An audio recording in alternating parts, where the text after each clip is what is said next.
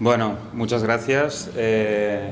Antes que nada, muchas gracias a MOB, un espacio excelente, y al Ayuntamiento de Barcelona por organizar un proyecto como este y por darme la oportunidad de explicaros un proyecto 22@Barcelona, en el cual tuve la ocasión de trabajar durante más de 4 años, desde el 2005 al 2009, un poco más, y del cual me siento muy orgulloso.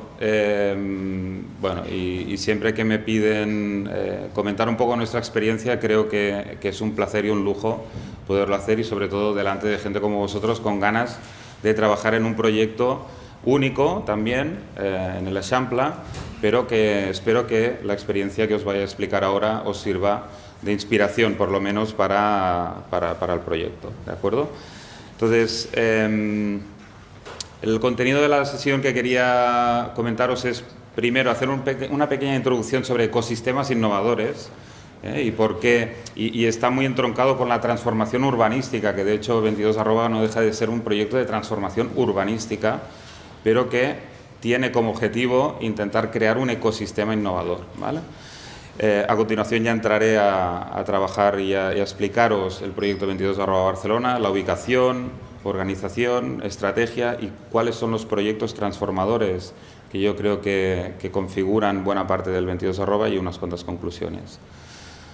Como os decía, dejadme comenzar por una cita a Richard Florida. Richard Florida, a lo mejor alguien de vosotros lo conoce, es un investigador canadiense que tiene unas teorías extremadamente interesantes sobre la atracción del talento y cómo el talento es movible por el mundo, y cómo las ciudades del mundo están luchando por la atracción de talento, por la atracción de gente como vosotros, que a su vez inicie proyectos y estos proyectos atraigan más talento, capital, y acaben haciendo que la ciudad se transforme y tenga proyectos de crecimiento y de crecimiento económico también, ¿eh? Entonces, este es un paper, una publicación que hizo Richard Florida, titulada The World is Spiky. Si os fijáis, esta es una gráfica sobre las patentes que se piden en algunas de las ciudades del mundo más relevantes.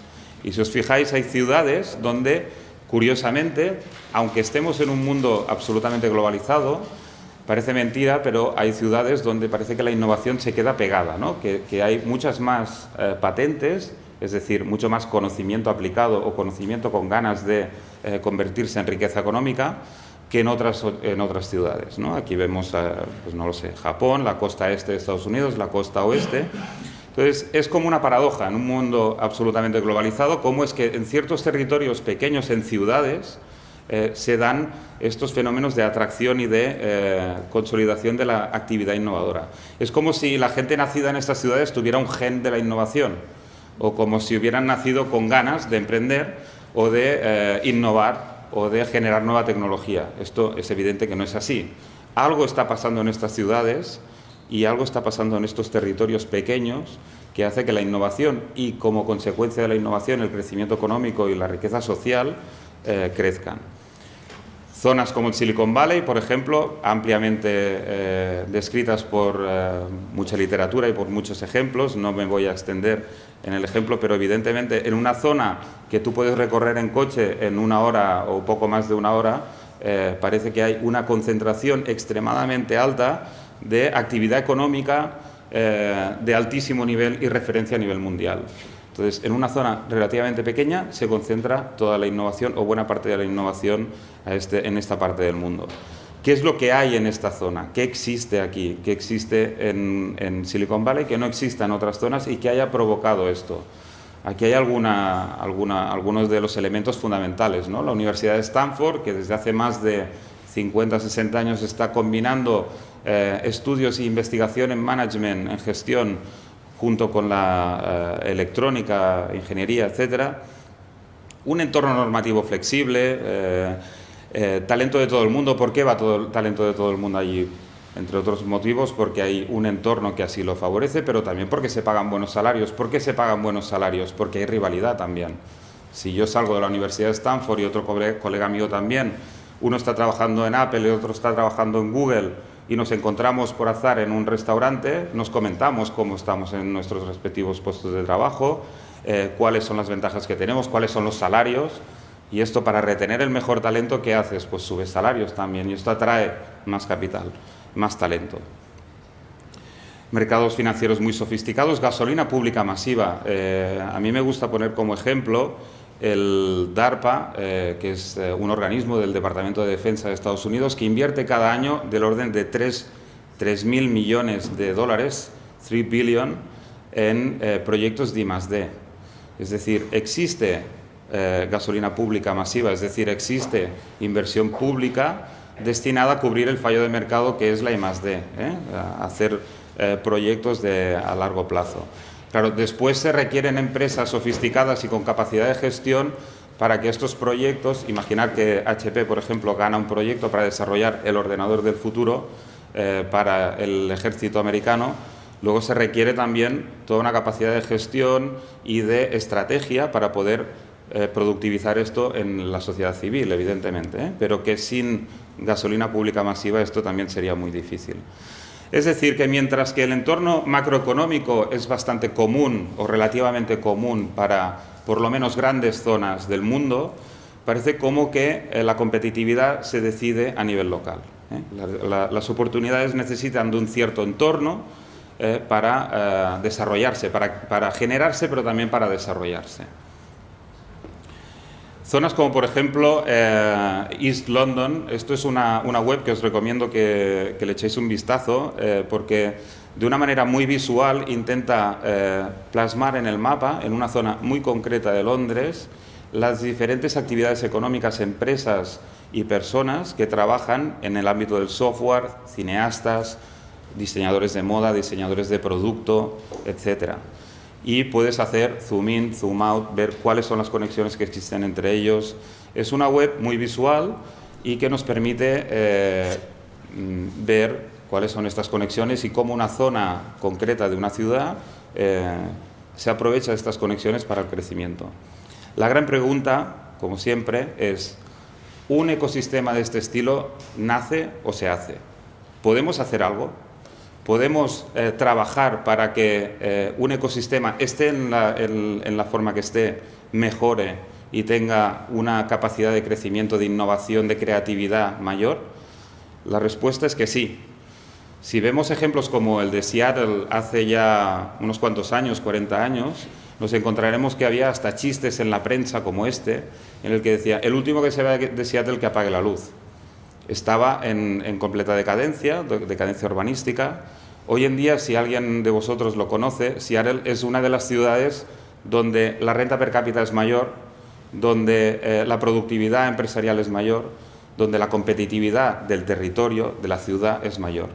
¿Qué se ha hecho en Seattle durante todos estos años? Podríamos entrar aquí en detallar todo este ejemplo, pero me pasaré al del 22 @, evidentemente. Pero, por ejemplo, han sido capaces de atraer actividad económica de alto nivel y personas extraordinarias han implantado sus empresas allí, como por ejemplo, o por la zona, como por ejemplo Microsoft, Boeing, etc. Pero, como os decía, dejarme entrar en lo que creo que es un ejemplo mucho más cercano a todos nosotros, más que nada porque está aquí, a 2 paradas de metro, y porque creo que es un ejemplo que traspúa toda una serie de cosas que no son trasplantables a otras partes del mundo. Es decir, podríamos hablar de Silicon Valley, podríamos hablar del sur de Corea, de Israel, de Flandes, de muchas otras zonas del mundo más o menos parecidas, pero que cada una cuenta con un punto de partida y con unos activos que son totalmente diferentes. Podemos tomar ideas de aquí y de allí, pero debemos desarrollar modelos ad hoc. Y este para mí sería la primera, si me permitís, la primera sugerencia que os haría. Es decir, cada proyecto necesita de un modelo ad hoc. Entonces os explicaré cuál es el modelo ad hoc que se desarrolló para el 22 @ e intentaré hacerlo desde el punto de vista histórico y construyendo también sobre el discurso de Lluís Permanyer, que ha sido excelente, como siempre. 22 @. 22 @ seguro que la mayoría de vosotros ya lo conocéis, se encuentra en la parte norte de la ciudad, en lo que fundamentalmente sería el barrio del Poblenou, bien conectado vía las rondas y otra serie de infraestructuras de comunicación de la ciudad. Se encuentra, si lo comparáramos con otros distritos productivos de otras ciudades del mundo, se encuentra muy cerca de lo que es el centro neurálgico de la ciudad. De hecho, está en el centro de la ciudad, está dentro de la ciudad y a apenas un par de kilómetros de la Plaza Cataluña, que sería este centro neurálgico. Otras ciudades del mundo, como por ejemplo París, estaría más alejada, una zona similar. ¿De dónde viene el 22 arroba? ¿Por qué el 22 arroba? ¿Cuáles son los orígenes? Lluís Mañol lo ha explicado perfectamente. 22 arroba se concentra, como os decía, en la parte del Poblenou, Sant Martí, etc. Y es una zona en la que en los años, hace unos 150 años, era conocida como el Manchester catalán. ¿Por qué era conocida como el Manchester catalán? Porque es donde se inició la revolución industrial, no solo en Cataluña, sino en toda España. La primera máquina de vapor que llegó a este país se instaló en el Poblenou y empezaron a proliferar toda una serie de fábricas, fundamentalmente del sector textil, pero también metalúrgico, químico, etcétera. Fue evolucionando durante el tiempo. Entre 1830 y finales del siglo XIX se pasa de unas 40 fábricas a casi 300. O sea, es una zona intensiva en actividad productiva de la época, fábricas, almacenes, etc. ¿Qué pasa a medida que va transcurriendo la historia, a medida que va transcurriendo el siglo XX? Hacia el 1960 aproximadamente, después de que ya está totalmente implantada la revolución del transporte, donde se empieza a generar la zonificación, zonas donde vivir, zonas donde trabajar y donde me puedo trasladar relativamente con facilidad, las empresas tienden a irse más lejos de la ciudad, por motivos económicos, pero también por motivos medioambientales. Por motivos de todo tipo, esta zona entra en un estado casi de decadencia. Es decir, antiguos edificios prácticamente abandonados, sin uso, fábricas que habían sido símbolo de vitalidad de este país estaban absolutamente abandonadas, las infraestructuras estaban totalmente obsoletas, con lo cual resulta que existe una gran zona de la ciudad que había sido el gran corazón productivo, que ya no lo era y que estaba entrando en una fase realmente preocupante, ¿no? ¿Esto hasta cuándo pasa? Empiezan a pasar cosas alrededor de esta zona. Por ejemplo, para los Juegos Olímpicos se recupera el frente marítimo, toda una zona hasta ese momento absolutamente abandonada también pasa a tener un gran valor y pasa a incorporarse a la malla urbanística de la ciudad. Otro proyecto a finales de los 90 es la apertura de la Diagonal. Si os fijáis en esta fotografía de 1996, o sea, tampoco hace tanto tiempo, la Diagonal estaba totalmente bloqueada por edificios y antiguas edificaciones, con lo cual contribuía a este aislamiento de esta zona. De hecho, los vecinos del Poblenou muchas veces, incluso hoy en día, cuando van al centro de Barcelona se dice voy a Barcelona. ¿Por qué? Porque se tenía la sensación de que se estaba en otra ciudad. Es verdad que procedíamos de un pueblo, que era el Poblenou, que lo tenéis reflejado en la fotocopia que os ha pasado Lluís, pero evidentemente esto está en el centro de la ciudad, tal y como la conocemos hoy en día. Entonces, ¿qué pasa? Que estos proyectos, conjuntamente con la transformación del Fórum, la estación intermodal de Glorias, toda una serie de proyectos que están pasando aquí alrededor, ponen en valor 200 hectáreas en el centro de la ciudad. 200 hectáreas es mucho territorio en el centro de la ciudad, de una ciudad densamente poblada y densamente utilizada, de propiedad privada, muy importante estas 200 hectáreas, propiedad privada, y de calificación urbanística industrial. Quiere decir que aquí solo podía haber fábricas y almacenes, pero a la vez las fábricas y los almacenes, las empresas no quieren tenerlas en esta zona, con lo cual entramos en un bucle que el ayuntamiento y las personas responsables de la ciudad empiezan a ver que algo hay que hacer con esta zona. Y se entra en un debate que no se soluciona hasta finales de los 90 de qué hacer con estas 200 hectáreas de antiguas fábricas, almacenes, etcétera, infrautilizadas casi en estado de obsolescencia. Había un gran debate que consistía fundamentalmente en dos alternativas. Una, permitir hacer una modificación del Plan General Urbanístico y permitir que todas estas fábricas se convirtieran en vivienda. Hoy en día es difícil de recordar casi, pero en aquella época había una presión urbanística muy importante para generar suelo y donde poder hacer vivienda. O sea, había escasez de suelo y los precios de la vivienda crecían exponencialmente cada año, con lo cual era una opción intentar inundar el mercado de oferta urbanística desde el punto de vista de la vivienda y así intentar compensar la subida de precios y poner disponible un territorio que hasta ese momento estaba casi infrautilizado. Opción B, mantengamos el corazón productivo de la ciudad, que siempre ha sido el Poblenou. Mantengamos la esencia de este distrito, pero evidentemente donde antes hablábamos de fábricas, almacenes, pensemos en la nueva economía, pensemos en lo que realmente tiene sentido que exista hoy en día en el centro de las ciudades. Bueno, hubo consenso entre las fuerzas políticas y entre agentes sociales de todo tipo para optar por la segunda opción. Yo evidentemente os podría decir cuál es mi opinión. Mi opinión es que es una gran opción, es la opción que se debería haber tomado, pero en aquella época no era tan fácil tomar esta decisión, insisto, por grupos de presión, incluso por presión ciudadana. Entonces se crea un nuevo concepto de ciudad compacta. Esto es lo que se intenta es crear un entorno y crear los espacios donde las actividades arroba, y ahora pasaré a detallar qué quiero decir por actividades arroba, las actividades arroba tuvieran cabida y se desarrollaran con normalidad en el centro de la ciudad. Y estas actividades arroba estuvieran rodeadas de nuevos equipamientos al servicio de estas actividades, zonas verdes, vivienda protegida, es decir, una mezcla de usos donde la gente pueda vivir y trabajar a la vez, con nuevas infraestructuras avanzadas, lo del subsuelo que comentaba Luis, las infraestructuras del subsuelo deben estar al servicio del futuro de la ciudad.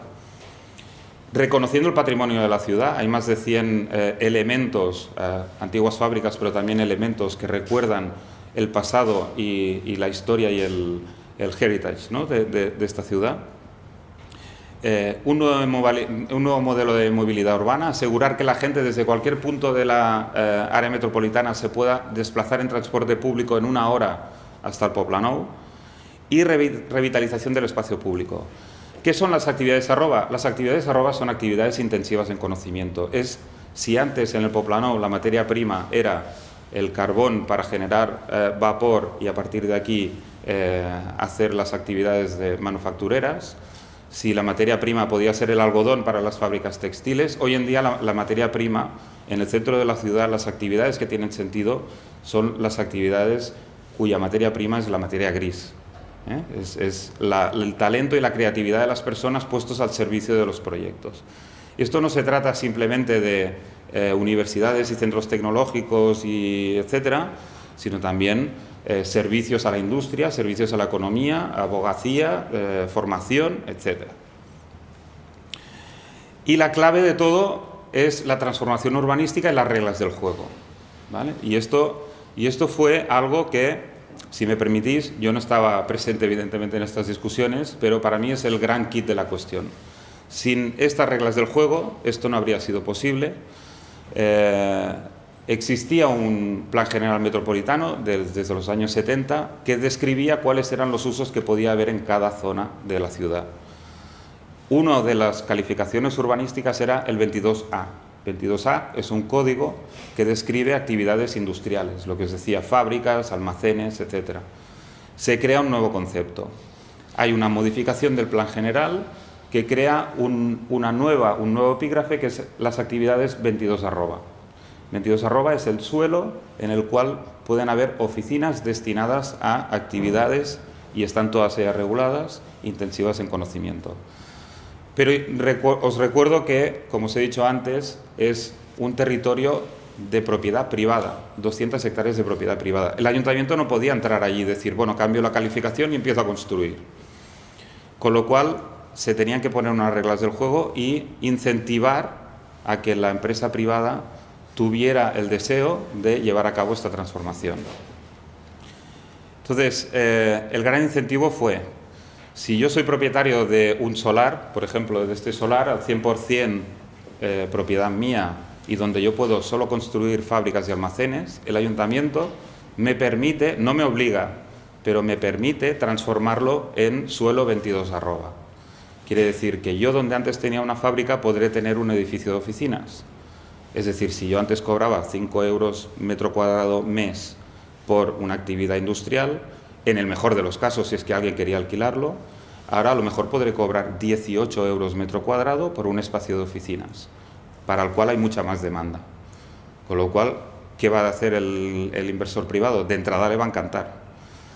¿Cuál es la contrapartida? La contrapartida es que voy a tener incluso un poco más de espacio disponible para construir, pero en menos suelo. En lugar del 100% del solar, me quedo con solo el 70%. ¿Qué pasa con los edificios? Crecen. Si vais alrededor de, por ejemplo, la Torre Akbar, veréis que los edificios son más altos que en el resto de la ciudad. Y esto es consecuencia de esto. Yo te dejo construir incluso un poco más de lo que tú podías construir antes, pero en un espacio más reducido. Por tanto, los edificios crecen. ¿Y qué pasa con el 30% restante? Que es la otra gran contrapartida, es el ayuntamiento se lo queda.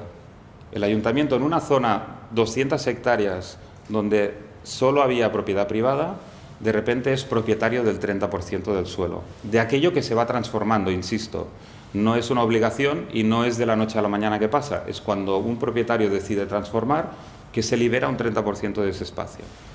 ¿Y qué hace y para qué destina el ayuntamiento este espacio, este 30%? Uno, zonas verdes. Era una zona intensamente poblada, digamos, de grandes edificios y de antiguas fábricas y poco esponjado, ¿no? Pocas zonas verdes. Estas interiores de las manzanas de la Champla que comentaba muy bien Luis. Vivienda protegida. Estábamos hablando, como os digo, de una época en la que estaba creciendo mucho el precio de la vivienda, donde había escasez de suelo para hacer vivienda y donde pasaba que los nativos del poblado, la gente de allí del barrio, se sentía incluso expulsada del barrio. Te tenías que ir a otras zonas porque los precios estaban disparando. Con lo cual, social housing, vivienda protegida donde poder alojar a gente del distrito y donde poder alojar a gente con un precio razonable. Y también actividad, o sea, lo que serían los equipamientos 7 arroba. Los equipamientos 7 arroba van más allá de lo que serían los equipamientos normales, escuelas, no sé, comisarías, bibliotecas.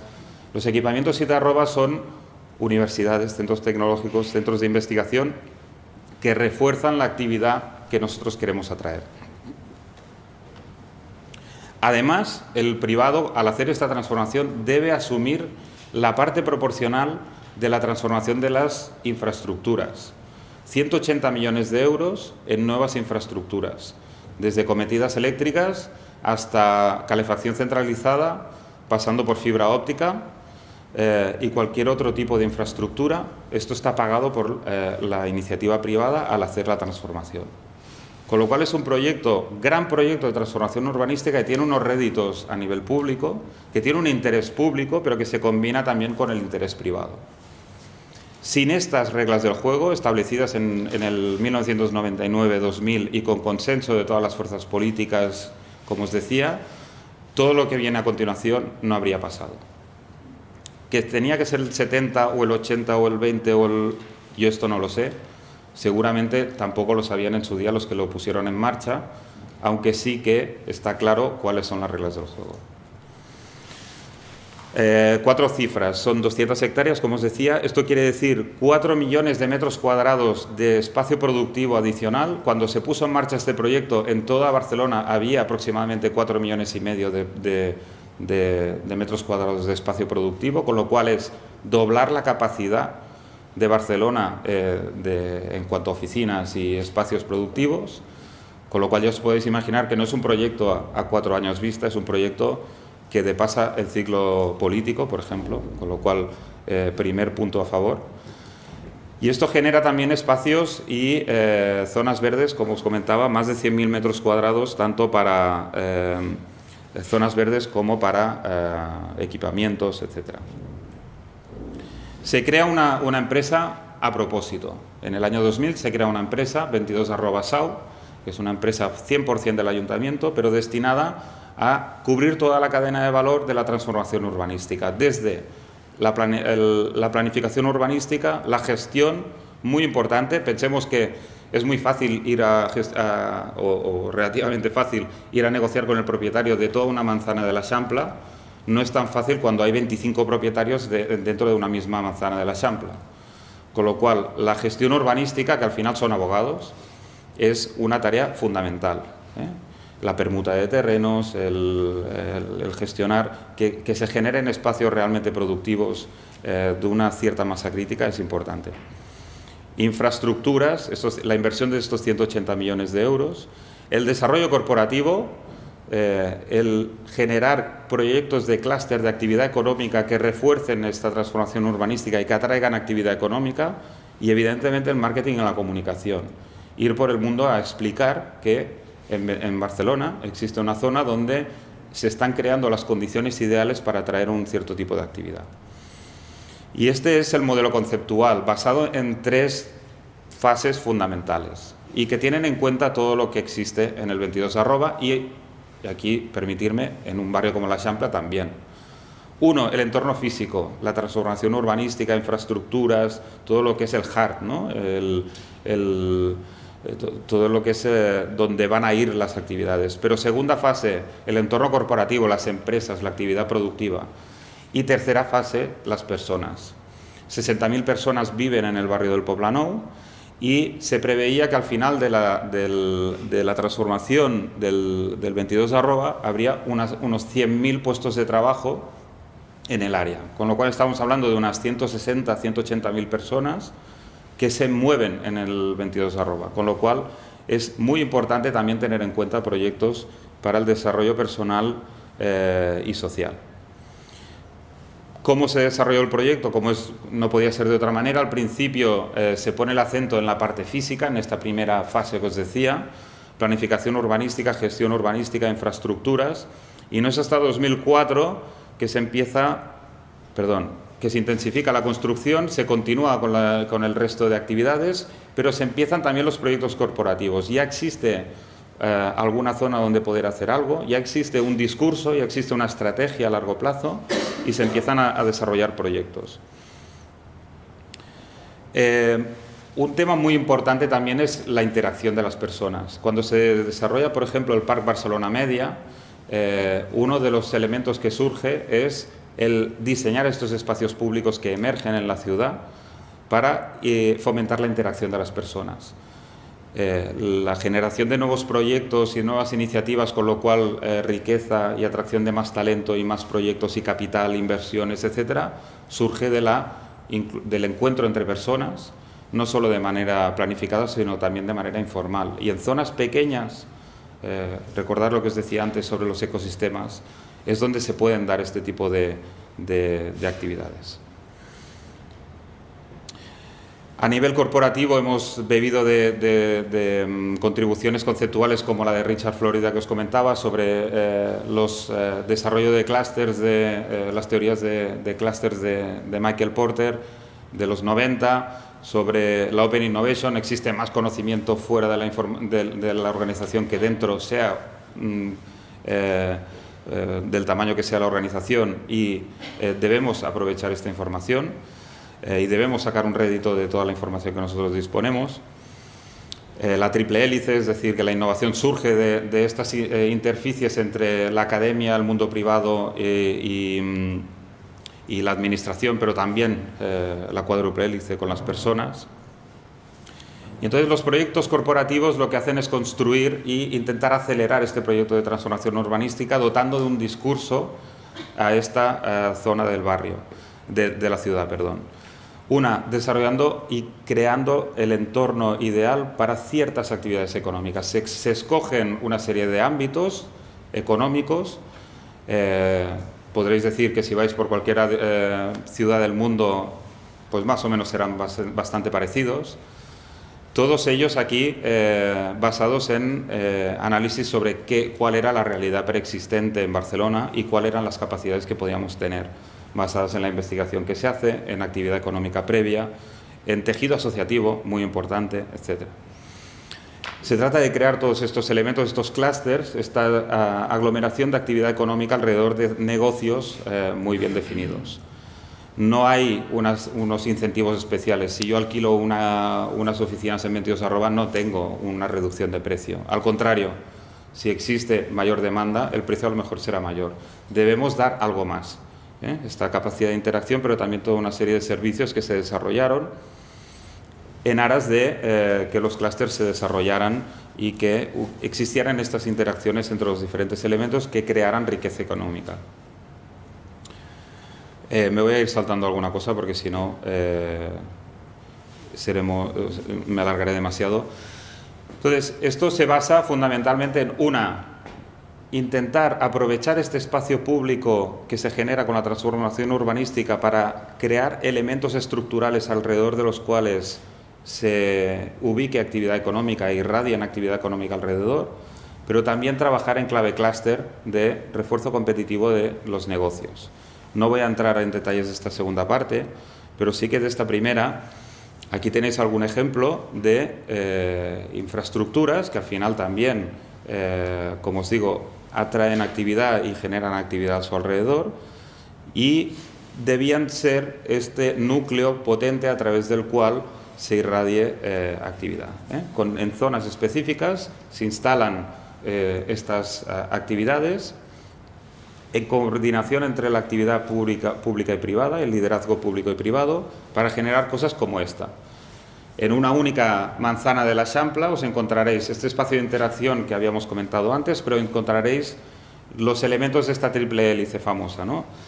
En un ámbito concreto, el media, audiovisual, producción audiovisual, etcétera, y TIC, etcétera, os encontraréis desde actividad de investigación básica y aplicada, universidad, centro tecnológico. Os encontraréis actividad formativa, la universidad, la Pompeu Fabra traslada y amplía sus capacidades en este ámbito. Grandes empresas como MediaPro y RBA, espacio para pymes, pequeñas y medianas empresas, todas vinculadas al sector, y equipamientos, estudios y salas técnicas, pues por ejemplo un estudio de 1000 metros cuadrados donde hacer producción audiovisual y que están al servicio de todo el clúster, de todas las empresas de la zona. Claro, si yo soy una empresa del sector audiovisual y estoy pensando ubicarme en alguna zona en la área metropolitana, ¿dónde me voy a ir? Puedo optar por criterio de precio o puedo optar por el criterio de estabilidad y de estrategia a largo plazo y de estas interconexiones y de mejorar mi capacidad a largo plazo. Entonces, es a partir de estos elementos, por ejemplo, esto partía de que el suelo era 7 arroba, es decir, propiedad del ayuntamiento, pero el ayuntamiento no invirtió en hacer los edificios. Se llegó a un acuerdo, en este caso con MediaPro, el ayuntamiento cedía los terrenos a 70 años, el MediaPro construía los edificios y se construían en coordinación con la Pompeu Fabra, de manera que se iban a respetar cuáles eran los requerimientos de cada uno de los diferentes actores. Entonces el ayuntamiento dentro de 70 años recuperará esto, pero mientras tanto se asegura de que hay una actividad que es entre pública y privada que refuerza la atracción del sector media a esta zona. Esto lo hacemos en coordinación con otras entidades sectoriales que sí que son expertas en cada uno de los sectores. En 22 arroba, muy importante, la gente no éramos expertos en todos los sectores. Yo no era un experto en el sector TIC o media o tecnologías médicas o energía. Se trataba de ser expertos en una cierta metodología y tener clara la estrategia y ser buenos gestores. Y a partir de aquí, pues trabajar con los agentes del sector. No lo sé, en el sector energía con BTEC, que todavía está trabajando y en la creación del IREC, el Institut de Recerca en Energia de Catalunya, en el sector biomédico, etcétera, con Biocat, y con otras entidades que sí que aglutinaban el sector y que conocían el sector. Como os digo, también se trata de un proyecto de transformación muy potente desde el punto de vista social. La gente estaba y sigue sufriendo la transformación en sí misma, las calles que se levantan, edificios donde antes trabajaba algún familiar mío que se van al suelo y aparece un nuevo edificio de oficinas.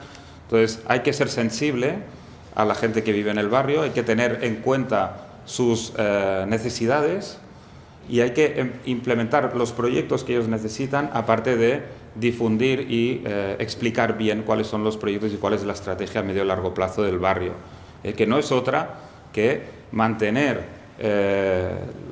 la posibilidad de continuar viviendo y trabajando en la misma zona. Bueno, no entraré en más detalles sobre este tema. 4 resultados. Hoy en día, si fuéramos clúster por clúster repasando cuáles son los elementos que existen, veríamos que la transformación ya no tiene marcha atrás.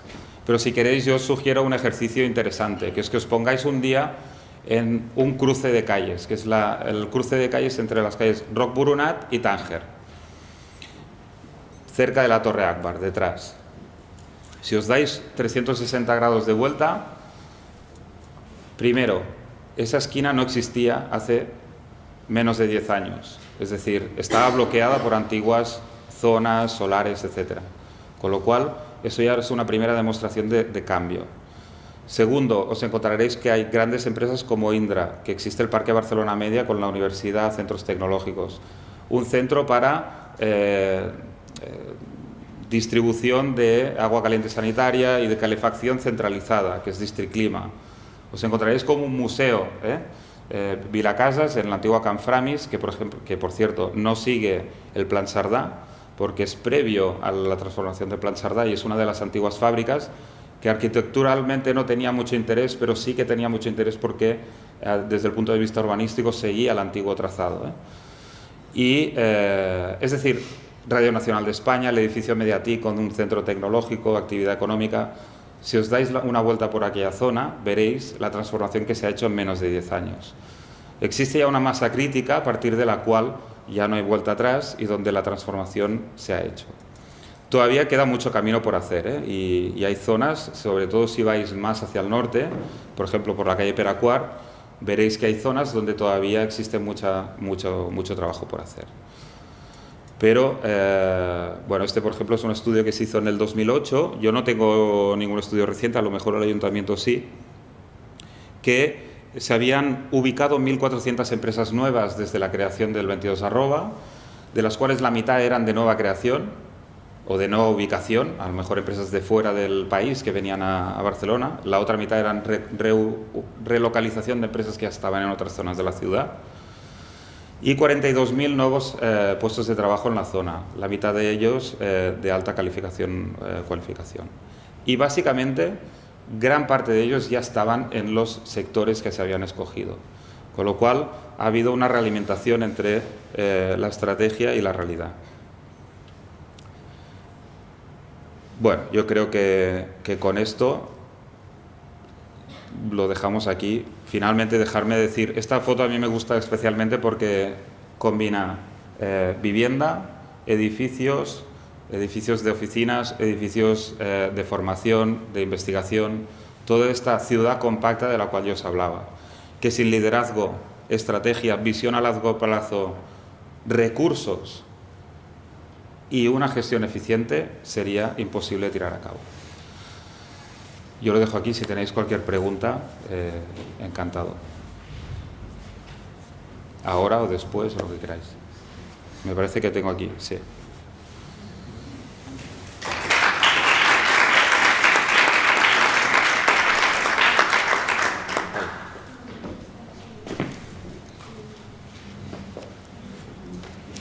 ¿Sí? ¿No? La presentación os la pasaré, o sea, no sé si os lo he dicho antes o no, pero... perdona. ¿Los espacios técnicos, quién los financia? Espacios técnicos, ¿te refieres a, por ejemplo, estos estudios? En el caso del Parque Barcelona Media forma parte, o sea, se creó una empresa con participación pública y privada que gestiona todo el parque, entre comillas. Es decir, si tú te instalas allí, pues pagas un alquiler. Entonces, esto es en cuanto a oficinas. Si necesitas estos espacios, estos estudios a las técnicas, pues también tienen una tarifa de precios y a partir de aquí se gestiona. Después hay otra serie de espacios técnicos que se originan, por ejemplo, incluso en edificios de vivienda. No lo he comentado, pero en vivienda pública o vivienda protegida hay 4.000 viviendas nuevas. En estos edificios, incluso en los de promoción privada, el ayuntamiento exige que haya una reserva de espacio tanto en el sótano como en el tejado que sea de acceso público del ayuntamiento. Esto tiene una ventaja enorme, que es, imaginaos poner una nueva antena para un nuevo sistema de transmisión RFID o Wi-Fi o WiMAX o Zigbee o lo que sea. En una vivienda, en un edificio normal, pues sería más complicado. Imaginaos que queremos llevar la fibra óptica hasta la última milla. Es mucho más fácil hacerlo con las infraestructuras a una sala técnica puesta en estos edificios en la parte de abajo. Aparte de todo el tema de infraestructuras, que no lo he comentado en detalle, pero hay grandes galerías visitables que se instalan en el subsuelo, donde van todas las nuevas infraestructuras. Esto es un gran cambio. Incluso si vais al ayuntamiento, yo antes había trabajado en fomento de construcciones de contratas, en temas de servicios a la administración, y si, por ejemplo, un mapa del alcantarillado de Barcelona no existía, o sea, el ayuntamiento no tiene un mapa realmente al día del alcantarillado de Barcelona, igual que no existe sobre cometidas eléctricas o distribución eléctrica o cosas así. O es propiedad de una empresa, ¿vale? Pequeño detalle. Con lo cual, bueno, pues el distribuir un nuevo plan de infraestructuras en el subsuelo es fundamental. ¿Qué me? Sí. Y con todo lo que queda, porque hay zonas que aún hay antiguas naves. Sí. ¿Cuál es la intención? ¿Seguir con el mismo proyecto? Sí, o sea, como os he dicho antes, primera premisa, esto es propiedad privada, el ayuntamiento no puede entrar y obligar a nadie a hacer nada. Entonces, ¿qué nos hemos encontrado en los últimos años? Una crisis urbanística, una crisis del sector de la construcción muy importante. Entonces, ¿qué ha pasado? Que los precios de alquiler de oficinas ya no son los que eran antes. Yo recuerdo cuando estaba allí en el 2005 y estábamos trabajando sobre un proyecto de un edificio con un promotor privado, él me decía, no, lo sacaré a 15 euros. Yo intentaba que mantuviera el precio a 15 euros metro cuadrado mes, por lo menos durante un año. Y a la que lo ponía en alquiler, etcétera, ¡pum!, se disparaba el precio a 17 y 18 euros. Hoy en día puede estar sobre los 12, 13, 14 euros. Esto es un incentivo mucho más bajo que antes. También hay espacios disponibles. Proliferan hoteles. Los hoteles se pueden construir en espacio 22@. Gente que empezó a hacer la transformación para hacer oficinas transformó el proyecto en hotel. Con lo cual, todo el tema de la transformación liderada desde el sector privado con estas normas establecidas por el ayuntamiento se ha frenado mucho. Existe a largo plazo la capacidad de hacer esta transformación, pero el entorno no ayuda nada. Pero sí, ha habido un pequeño detalle también desde el punto de vista de la gobernanza, que es 22@ como empresa ya no existe.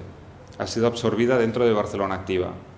Entonces, no existe un equipo tampoco éramos tantas personas, a lo mejor éramos 20 personas, 25, que trabajáramos exclusivamente pensando en el desarrollo del distrito. Ahora ha quedado un poco más diluido, esto hay que decirlo.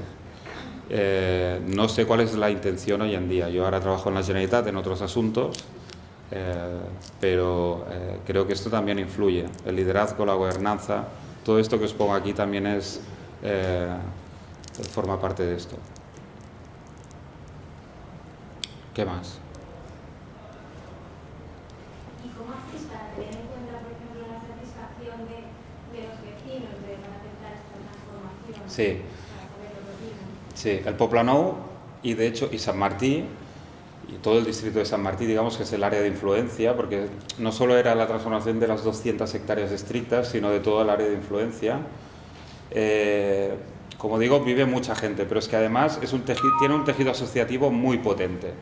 Pensemos que en una zona de tradición industrial, obrera, etcétera, y existe un tejido asociativo y un sentimiento de pertenencia muy importante.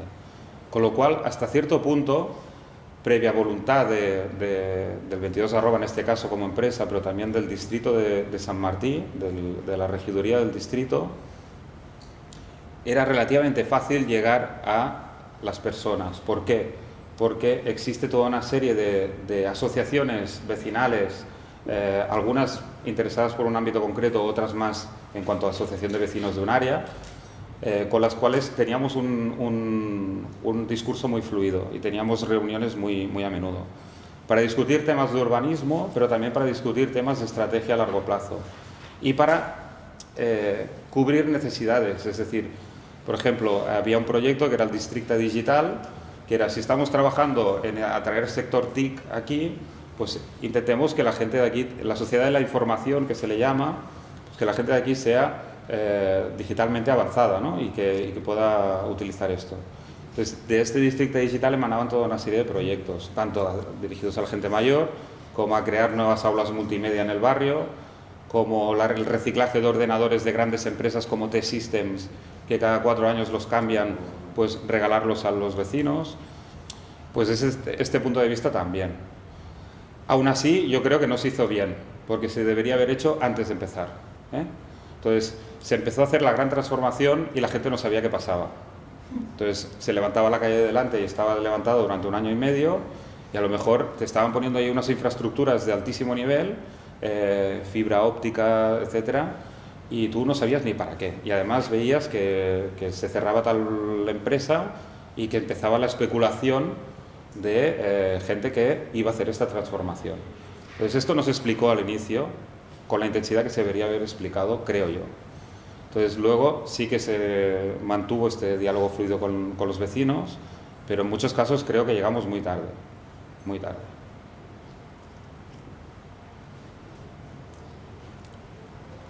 Sí. Has comentado que el desarrollo de la metodología que seguisteis desde el inicio era Apple, ¿no?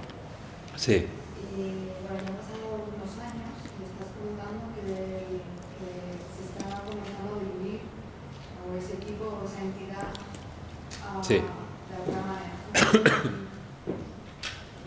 Me preguntaba si todo este conocimiento que habéis adquirido desde el principio, su desarrollo, la implantación, viendo los resultados, etc.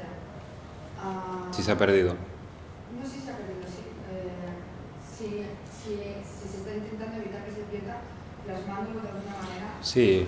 No, a ver, desde el punto de vista urbanístico, o sea, ¿cuál es el mayor problema que yo le veo? Es que en 22 como empresa yo estaba sentado en una mesa pensando en economía y en sector TIC, y por ejemplo, y en la mesa de al lado tenía un urbanista que estaba negociando con un promotor cómo debía ser el edificio donde se iban a implantar o cómo debía de ser la transformación de una antigua fábrica que estaba protegida y que no podían hacer cualquier cosa con ella. Y un poco más allá había un abogado que estaba negociando con los propietarios cómo debía hacerse la transformación. Esta especie de trabajo en equipo y multidisciplinar ahora sí que no existe. Bueno, sí que existe, pero es menos fluido en el sentido de que las personas que se dedicaban a la parte de urbanismo se han integrado en la parte de urbanismo de la ciudad o en la empresa de transformación urbanística, y la gente más de economía está en el departamento de promoción económica en Barcelona Activa. Entonces, todos mantienen evidentemente todo este espíritu. Incluso sé que hay proyectos, por ejemplo en Zona Franca o en La Sagrera, que beben, incluso cuando yo estaba allí ya empezamos a hacer esta especie de migración o exportación del modelo 22 a La Sagrera y a Zona Franca, por ejemplo. En Zona Franca tema de infraestructuras muy importante, en La Sagrera todo el tema asociativo vecinal también muy importante. Pero yo ahora mismo, o sea, sé que se está haciendo, pero el hecho de disponer de un equipo especialista multidisciplinar y especializado en una zona concreta, esto no está ahora mismo. Lo cual, la intensividad en el trabajo es menor. Claro, también el entorno es, como os decía, a nivel de crisis y crisis urbanística, etcétera, y esto pues también afecta, ¿eh? Pero las personas siguen estando allí, muchas de ellas. Sé que están trabajando unas en perspectiva clúster, otros están trabajando a nivel de transformación urbanística pensando en este plan general metropolitano y en la modificación que se hizo, con lo cual existe aún, seguro. Y aparte de que estén especializados en la zona, ya hablando de cuando haces un proyecto de tal envergadura que es nuevo, siempre ocurre que al final, si empezaras de nuevo, lo harías de manera diferente. Seguro, sí. Entonces, esta información, este aprendizaje, lecciones aprendidas, ¿cuándo Sí. todo el proceso, aunque sea para otra zona, pero son esas lecciones Sí. realmente sí que puedes tener en cuenta? Pues, esto, Sí, yo os recomiendo, o sea, a ver, está documentado, ¿eh? Y por ejemplo, ahora mismo acaba de publicar un libro Miquel Barceló, que fue presidente ejecutivo de 22@ y mi jefe durante 3 años, junto con Sergi Guillot, que también trabajaba en 22@, que es un libro que se llama Gestión de proyectos complejos. Y van haciendo referencia durante todo el libro a referencias en cuanto a la gestión de proyectos, etcétera, bibliográficas y de teoría, pero van haciendo referencia también a proyectos como el 22@, en el cual ellos invirtieron mucha energía y muchos recursos y varios años de su vida en ver cómo gestionar un proyecto de la magnitud y la complejidad como puede ser este. Esto es un libro que hay. Después también, a los 10 años también se publicó otro libro cuando se cumplieron 10 años de la creación de la empresa, y existen personas con las que poder comentar estos proyectos. Está documentado, y aparte estoy seguro de que dentro del ayuntamiento como estructura también existen mecanismos para que esto no solo no se pierda, sino que se construya que se construya aprovechando esto. ¿Vale?